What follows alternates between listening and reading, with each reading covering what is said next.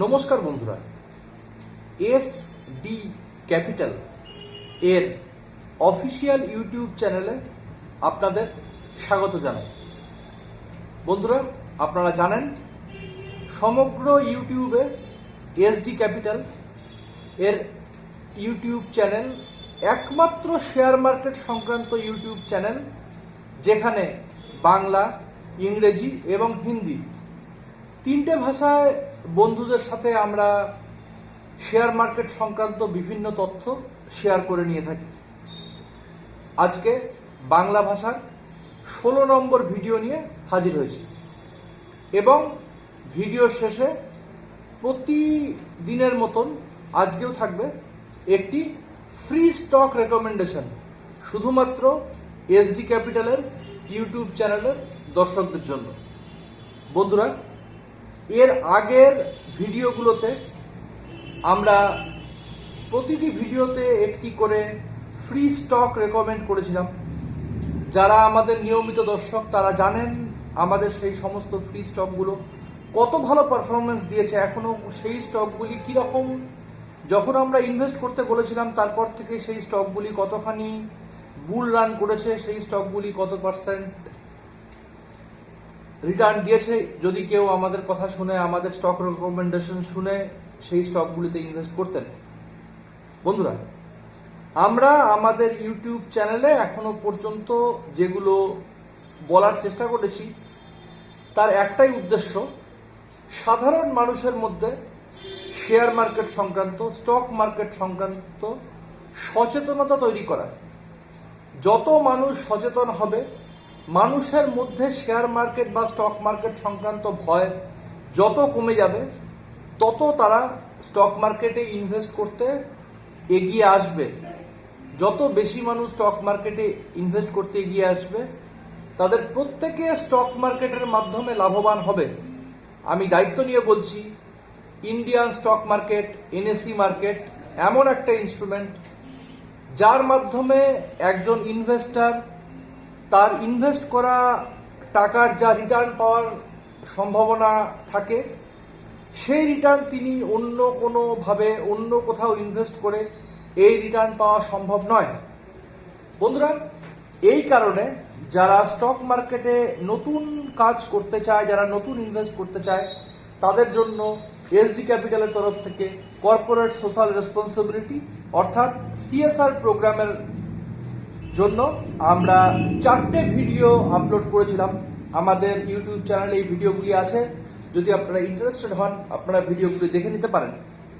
আমরা বিশ্বাস করি, এসডি ক্যাপিটাল বিশ্বাস করে, কোনো মানুষ যদি প্রপার পড়াশোনা করে, সঠিক অর্থে নিজের ইনফরমেশন ক্যারি করে পড়াশোনা করে স্টক মার্কেটে ইনভেস্ট করে, তাহলে সে স্টক মার্কেট থেকে হ্যান্ডসাম রিটার্ন পাবে।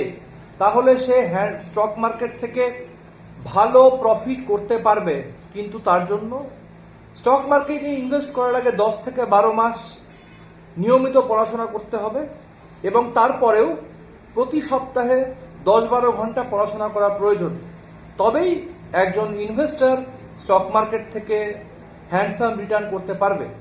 অথবা এসডি ক্যাপিটালের মতন কোনো পোর্টফোলিও ম্যানেজমেন্ট কোম্পানি, যারা আপনার ইনভেস্ট করা অর্থ কোথায় ইনভেস্ট করলে আপনি প্রপার রিটার্ন পাবেন, তারা সেই ব্যাপারে গাইড করে, সেই ব্যাপারে প্রপার গাইডেন্স দেয়, তাদের সঙ্গে আপনারা কাজ করতে পারেন।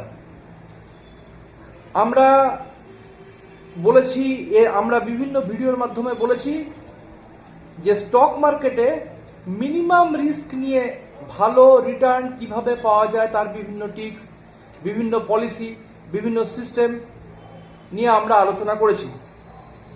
আমরা বলেছি লং টার্ম, মিড টার্ম এবং শর্ট টার্মে কিভাবে প্রফিট করা যায়। আজকে আমরা আমাদের কাছে যে সমস্ত প্রশ্ন আসছে, বহু মানুষ আমাদেরকে প্রশ্ন করছেন, বহু মানুষ আমাদেরকে মেল করছেন তাদের স্টক মার্কেট সংক্রান্ত। আমরা গত সপ্তাহেও আমরা গত ভিডিওতেও আপনাদের সঙ্গে কিছু প্রশ্ন আপনাদের সামনে তুলে ধরেছিলাম এবং সেই প্রশ্নগুলির উত্তর আমরা আমাদের মতন করে দেওয়ার চেষ্টা করেছিলাম। আজকেও আমরা কিছু প্রশ্ন তুলে ধরবো এবং আমাদের পক্ষে সেগুলির উত্তর যতখানি দেওয়া সম্ভব সেটা দেব। আজকের ফার্স্ট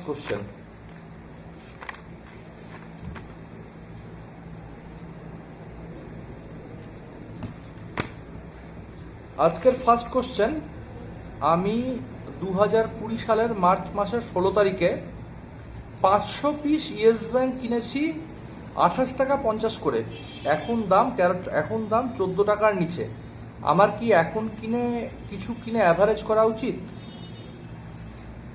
আমরা যখন বিভিন্ন শেয়ারে ইনভেস্টমেন্ট নিয়ে কথা বলেছিলাম তখন একটা কথা খুব পরিষ্কারভাবে বলে দিয়েছিলাম, never try to catch a falling knife. অর্থাৎ যে চাকু বা যে ছুরিটি পড়ছে তার তলায় দাঁড়িয়ে সেটাকে ক্যাচ ধরার চেষ্টা করবেন না, সেক্ষেত্রে আপনার হাত কেটে যাওয়ার সম্ভাবনা থাকে।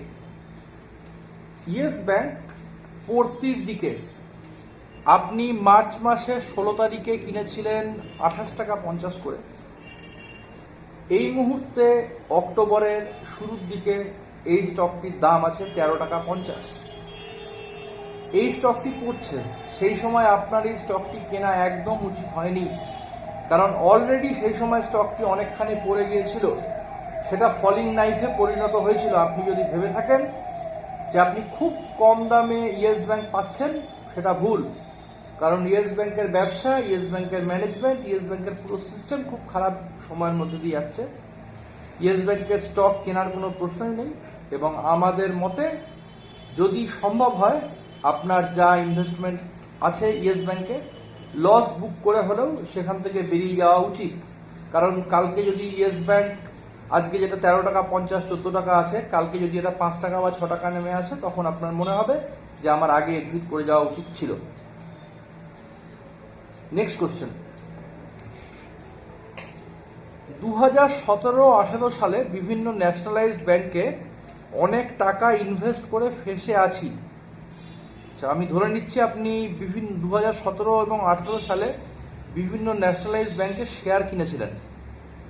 এখন কি করা উচিত? এগুলোর দাম কি উঠবে? আমি এই মুহূর্তে স্টেট ব্যাংক অফ ইন্ডিয়া ছাড়া অন্য কোনো ন্যাশনালাইজড ব্যাংকের খুব কিছু আশা দেখতে পাচ্ছি না। কারণ এই ন্যাশনালাইজড ব্যাংকগুলো বিভিন্ন ইন্ডাস্ট্রিয়ালিস্ট, যেমন আপনারা জানেন বিজয় মালিয়া, মেহুল চস্কি, নীরব মোদি, এদেরকে টাকা দিয়েছিল, এদেরকে লোন দিয়েছিল, এবং এরা সেই লোন পেমেন্ট করেনি, এবং সেক্ষেত্রে ব্যাংক তাদের কিছু অ্যাসেট বাজেয়াপ্ত করে নেয় ব্যাংকের কন্ডিশন হিসাবে, যেটা মর্গেজ ছিল। সেই প্রপার্টিগুলো ব্যাংকের ক্ষেত্রে এনপিএ অর্থাৎ নন পারফর্মিং অ্যাসেট হিসাবে ব্যাংকের কাছে জমা আছে। সেই অ্যাসেটগুলি যতক্ষণ না ব্যাংক বিক্রি করতে পারবে, ব্যাংকের ব্যবসা বেড়ে উঠবে না। ফলে আজকের দিনে যেগুলো nationalised bank, state bank of India ছাড়া যেগুলো ন্যাশনালাইজড ব্যাংক রয়েছে, যেমন Punjab national bank, central bank বা ইউনাইটেড ব্যাংক অফ ইন্ডিয়া, এই বা কানাডা ব্যাংক, আমি এই ব্যাংকগুলির কোনো রকম ভালো ফিউচার দেখছি না। কিন্তু আপনি যে সময় এগুলি কিনেছিলেন সেগুলি অনেকখানি ওপরের দামে ছিল। আমার মনে হয় এইগুলি থেকে এক্সিট করে যাওয়া উচিত, লস বুক করে হলেও। কারণ খুব তাড়াতাড়ি এই ব্যাংকগুলি আপনাকে এই লসের, যা আপনার লস হয়েছে সেটা রিকভার করবে বলে আমার মনে হচ্ছে না। নেক্সট কোশ্চেন, আমি শেয়ার মার্কেটে টাকা ইনভেস্ট করতে চাই, ডিম্যাট অ্যাকাউন্ট কোথায় খোলা উচিত? আমার টাকার সেফটি আমার কাছে সবথেকে গুরুত্বপূর্ণ। Interesting question. দেখুন, যতগুলো শেয়ার ব্রোকার কোম্পানি রয়েছে সবাই সেবি দ্বারা রেজিস্টার্ড, এবং সেবি কিন্তু একজন ইনভেস্টরের টাকার সেফটি সিকিউরিটির ব্যাপারে খুব সচেতন। আমি অন্তত এমন কোনো ব্রোকার হাউসের নাম জানি না যারা আজ পর্যন্ত কোনো ক্লায়েন্টের টাকা পয়সা চোট করেছে বা সেখানে কোনো প্রবলেম হয়েছে। আপনি কোথায় অ্যাকাউন্ট খুলবেন সেটা সম্পূর্ণ আপনার ব্যক্তিগত ব্যাপার। আমরা আমাদের যারা পেইড ক্লায়েন্ট তাদেরকেও আমরা বলি না কোথাও অ্যাকাউন্ট খুলবেন, শুধুমাত্র দেখে নেবেন যদি ব্রোকারেজ একটু কম হয় তাহলে সেটা ভালো, কারণ লং টার্মের ক্ষেত্রে ব্রোকারেজটা খুব ফ্যাক্টর করে না, কিন্তু আপনি যদি ইন্ট্রাডে করেন সেক্ষেত্রে ব্রোকারেজটা ভীষণ গুরুত্বপূর্ণ, বা শর্ট টার্মের জন্য করলেও ব্রোকারেজের বিষয়টা দেখে নেবেন। কোনো ক্লায়েন্টকেই খারাপ বলা যাবে না, কিন্তু মাথায় রাখবেন যদি আপনি শর্ট টার্মের জন্য বা সুইং ট্রেডিং করে কাজ করেন সেক্ষেত্রে কিন্তু ব্রোকারেজটা গুরুত্বপূর্ণ। নেক্সট,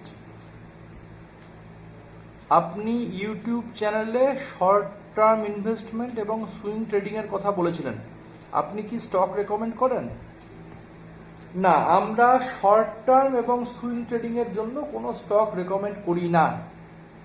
আমরা আমাদের এসডি ক্যাপিটালের যারা এসডি ক্যাপিটালের ক্লায়েন্ট তাদের জন্য আমরা যা ইনভেস্ট করাই, তাদেরকে আমরা যা স্টক কেনাই, সেগুলো সবই লং টার্মের কথা ভেবে। এসডি ক্যাপিটালের সাথে যারা কাজ করেন তারা মিনিমাম 2 বছর টেনিয়রের জন্য তারা আমাদের সঙ্গে সাইন আপ করেন। তবে আমরা আমাদের ইউটিউব চ্যানেলে যে স্টকগুলো দিই সেগুলো লং টার্মের জন্য, কিন্তু সেগুলো একটা টাইমের পর গিয়ে আপনাকে ভালো প্রফিট দেবে। যদিও এই স্টকগুলির entry price, stop loss, profit booking বা এক্সিট কোনোটাই আমরা ইউটিউব চ্যানেলে বলি না, কিন্তু এই স্টকগুলো যদি আপনি হিস্টোরিক্যাল আমাদের যতগুলো স্টক আমরা বলেছি সেগুলিকে আপনারা দেখবেন সেই স্টকগুলো অল্প টাইমের মধ্যে ইনভেস্টরকে ভালো রিটার্ন দিচ্ছে। আপনি নিজের দায়িত্বে নিজের বুদ্ধি মতন আমাদের স্টকগুলিকে ফলো করতে পারেন। নেক্সট কোশ্চেন, আমি 30,000 টাকা ইনভেস্ট করতে চাই 10 বছরের জন্য, এছাড়া প্রতি বছর আরো 5,000 7,000 টাকা করে দেব, কোন স্টকে টাকা ইনভেস্ট করলে সব থেকে বেশি লাভ হবে? Good question. আপনি ইনিশিয়ালি দেবেন 30,000 টাকা আর প্রতি বছর দেবেন 5,000 থেকে 7,000 টাকা, আমি অ্যাভারেজ ধরে নিচ্ছি 6,000 টাকা। তার মানে 6,000 টাকা করে 10 বছর, মানে আপনি দেবেন 60,000 টাকা আর 30,000 টাকা, মোট 90,000 টাকা দেবেন আপনি, বা মোট 90,000 টাকা আপনি ইনভেস্ট করবেন। আপনি 10 বছর পরে রিটার্ন চাইছেন। ফার্স্ট কথা হচ্ছে 10 বছর পরে 10 বছরের জন্য ইনভেস্ট করার ক্ষেত্রে আপনাকে সেই ধরনের স্টক বাছতে হবে যেই স্টকগুলি 10 বছর পরে ব্যবসা দেবে, মানে মিনিমাম 10 বছর এক্সিস্ট করবে। আপনার যদি খুব বড় রিটার্নের লক্ষ্য না থাকে, আপনি যদি সেফ মুভ করতে চান, আপনি এনএসসি মার্কেটের ব্লু চিপ কোম্পানিগুলোতে প্রপার ডাইভার্সিফিকেশনের মাধ্যমে আপনি ইনভেস্ট করতে পারেন। আমার মনে হয় আপনি ঠিকঠাক প্রফিট পাবেন। এবারে আমরা চলে আসি আজকের আলোচনার বিষয়। এই প্রশ্নটা সবার লাস্টে উত্তর দিলাম এর একটাই কারণ, আমাদের আজকের আলোচনার বিষয় হচ্ছে লং টার্ম ইনভেস্টমেন্ট পলিসি, অর্থাৎ 5 বছর থেকে 7 বছর বা 10 বছরের জন্য কোনো স্টকে ইনভেস্ট কিভাবে করব। মিনিমাম 5 বছর, ম্যাক্সিমাম 10 বছর, বা কেউ আরো বেশি করে, কোনো স্টকে ইনভেস্ট কিভাবে করব, কিভাবে ইনভেস্ট করলে সেই স্টক আমাকে হ্যান্ডসাম রিটার্ন জেনারেট করবে, সেই স্টক আমাকে ভালো রিটার্ন দেবে। সবার ফার্স্টে কতগুলো জিনিস মাথায় রাখতে হবে। আপনাকে ইনভেস্ট করার আগে কতগুলো বিষয় জানতে হবে। সবার প্রথম, আমি কেন ইনভেস্ট করব। হিসাব খুব পরিষ্কার, আমি এমন একটা স্টকে 10 বছরের জন্য বা 7 বছরের জন্য বা 5 বছরের জন্য ইনভেস্ট করব, অর্থাৎ লং টার্ম ইনভেস্টর হিসাবে এমন একটা স্টক বাছবো যে আমাকে একটা সময় পর গিয়ে একটা ভালো রিটার্ন দেবে। এটা হচ্ছে হোয়াই বা কেন। নেক্সট, যেটা সবথেকে গুরুত্বপূর্ণ, কি বা হোয়াট, কি কিনবো, অর্থাৎ কোন স্টক কিনবো। ফার্স্ট কথা, এমন স্টক কিনতে হবে যেটা আপনি যে টাইম ফ্রেমটা ভাবছেন 5 বছর, 7 বছর বা 10 বছর, এই টাইমটা ভালো ব্যবসা করবে।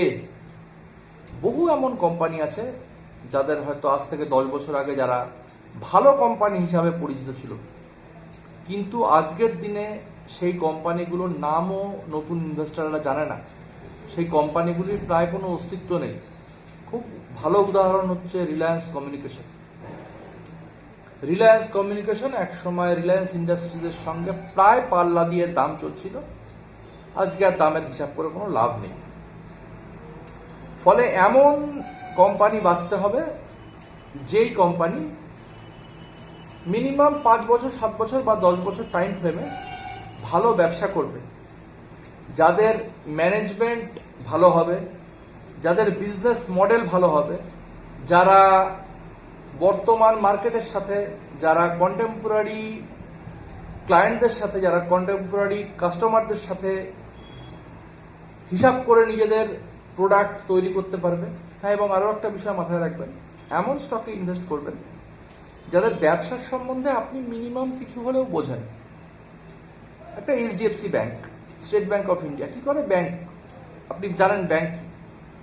এমন কোনো স্টকে ইনভেস্ট করবেন না যে স্টকের সম্বন্ধে তারা কি কাজ করে সে সম্বন্ধে আপনার কোনো মিনিমাম আইডিয়াটুকু নেই।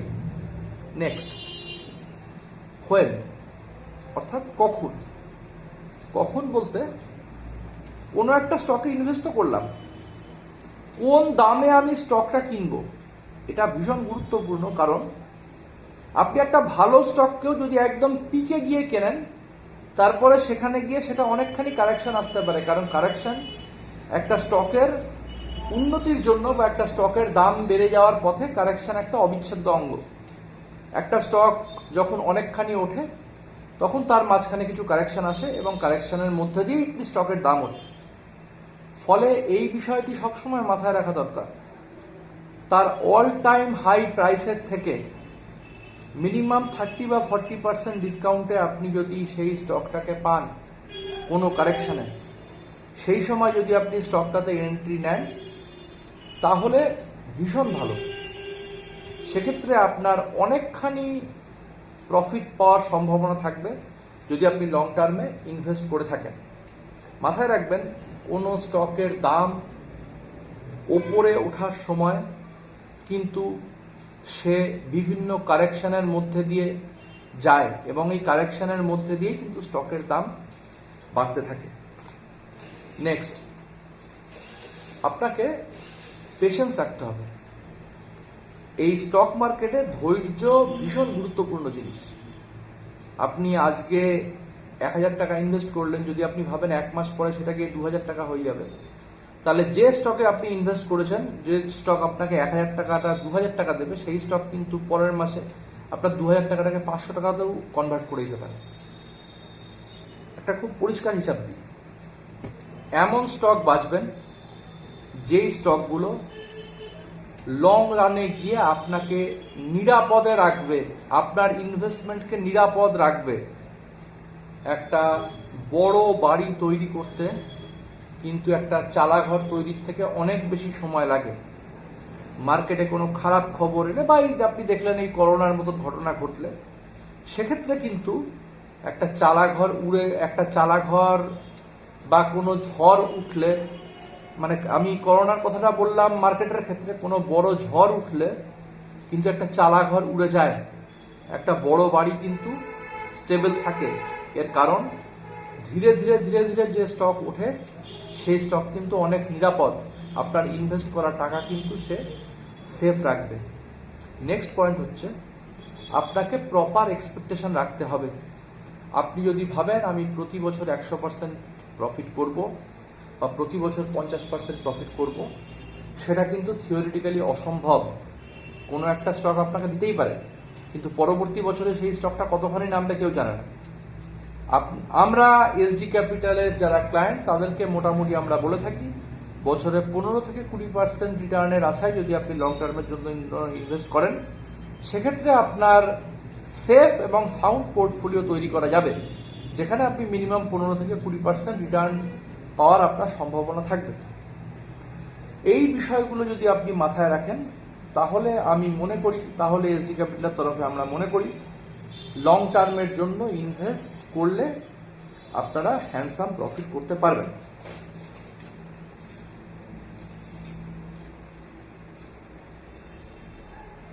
এবারে যারা আমাদেরকে মেলের মাধ্যমে আমাদের ফেসবুকের ইনবক্সে বিভিন্ন প্রশ্ন করছেন, তাদের কাছে কয়েকটা রিকোয়েস্ট। প্রশ্ন করার সময় আপনার এক্সিস্টিং পোর্টফোলিওর ব্যাপারে যদি কোনো রকম আপনি প্রশ্ন করেন, তাহলে সেক্ষেত্রে আপনার কাছে কি স্টক আছে, আপনি কোন সময় কিনেছিলেন, কত পিস সেই স্টক আছে এবং আপনার কি দামে কেনা, এগুলো কাইন্ডলি জানাবেন। না হলে আমাদের পক্ষে সেই স্টকে আপনার থাকা উচিত না এক্সিট করে যাওয়া উচিত সেটা আমাদের পক্ষে বলা সম্ভব হবে না। নেক্সট, যদি কেউ এক্সিস্টিং পোর্টফোলিও নিয়ে আরো কোনো কোয়ারি থাকে, তাহলে সেক্ষেত্রে জানিয়ে দিচ্ছি এসডি ক্যাপিটালের একটি সার্ভিস রয়েছে, সেটা হচ্ছে এক্সিস্টিং পোর্টফোলিও ম্যানেজমেন্ট। কেউ 50,000 টাকা ইনভেস্ট করেছে, সেই ভ্যালু এখন 30,000 টাকা আছে অথবা 60,000 টাকা আছে। তার প্রশ্ন, আমি 5টা স্টক কিনেছি, 3টে প্রফিটে আছে, 2টো লসে আছে, আমি কি করব? এসডি ক্যাপিটাল খুব মিনিমাম চার্জে এক্সিস্টিং পোর্টফোলিও ম্যানেজমেন্টের কাজটি করে থাকে। নেক্সট হচ্ছে, আমরা আপনাদেরকে আগের দিনই বলেছিলাম আমরা ইনভেস্ট ইন রিটায়ারমেন্ট বলে একটি নতুন প্ল্যান নিয়ে এসেছি, যেখানে একজন ইনভেস্টর নিজের রিটায়ারমেন্টের পরে নিজের প্রপার লাইফ লিড করার জন্য যে তার খরচা হবে, সেই খরচা সে এখন থেকেই অল্প অল্প ইনভেস্ট করে সে যাতে সেই সময়কার নিজের লাইফস্টাইল বজায় রাখতে পারে, নিজের প্রপার লাইফস্টাইল বজায় রাখতে পারে, সেই জন্য আমরা নিয়ে এসেছি ইনভেস্ট ইন রিটায়ারমেন্ট প্ল্যান। তাহলে নর্মাল এসডি ক্যাপিটালের পোর্টফোলিও ম্যানেজমেন্টের পাশাপাশি এই মুহূর্তে এক্সিস্টিং পোর্টফোলিও ম্যানেজমেন্ট এবং ইনভেস্টমেন্ট ইন রিটায়ারমেন্ট দুটো প্ল্যান পাশাপাশি রয়েছে। আমাদের কাছে প্রচুর মেল আসছে, প্রচুর বিভিন্ন রকম কোয়ারি আসছে। আমরা চেষ্টা করছি আমাদের সাধ্য মতন সেই সমস্ত কোয়ারির উত্তর দেওয়ার। যে কোশ্চেনগুলো ইন্টারেস্টিং লাগছে আমরা ইউটিউবের দর্শকদের সঙ্গে সামনে সেই প্রশ্নগুলি রাখছি এবং চেষ্টা করছি আমাদের সাধ্য মতন, আমাদের জ্ঞান বুদ্ধি মতন সেই প্রশ্নগুলির উত্তর দেওয়ার। বন্ধুরা, যদি আমাদের এই ভিডিও আপনাদের পছন্দ হয় বা আপনাদের মনে হয় এই ভিডিওর মাধ্যমে আপনারা কোনোভাবে উপকৃত হচ্ছেন, কাইন্ডলি আমাদের চ্যানেলটিকে সাবস্ক্রাইব করুন। আপনার বন্ধুদের সঙ্গে যারা শেয়ার মার্কেটের ইনভেস্ট করার ব্যাপারে উৎসাহী, তাদের সঙ্গে আমাদের এই চ্যানেলটিকে শেয়ার করুন। আমরা চেষ্টা করব আপনাদেরকে পরবর্তী সময় বিভিন্ন ইন্টারেস্টিং এবং ইনফরমেটিভ ভিডিও আপনাদের সামনে হাজির করার। বন্ধুরা, আজকের শেষ পয়েন্ট এবং আজকের সবথেকে গুরুত্বপূর্ণ পয়েন্ট, সেটা হচ্ছে আজকের ফ্রি স্টক রেকমেন্ডেশন। এসডি ক্যাপিটালের আজকের ফ্রি স্টক রেকমেন্ডেশন হচ্ছে উইপ্রো। উইপ্রো একটি আইটি সেক্টরের নামকরা কোম্পানি। এসডি ক্যাপিটাল মনে করে যদি কোনো ইনভেস্টর লং টার্মের জন্য উইপ্রোতে ইনভেস্ট করে, সে ভবিষ্যতে উইপ্রো থেকে হ্যান্ডসাম রিটার্ন পাবে। তাহলে বন্ধুরা, আজকে এই পর্যন্তই। আবার আপনাদের সঙ্গে দেখা হবে পরবর্তী ভিডিওতে। ধন্যবাদ।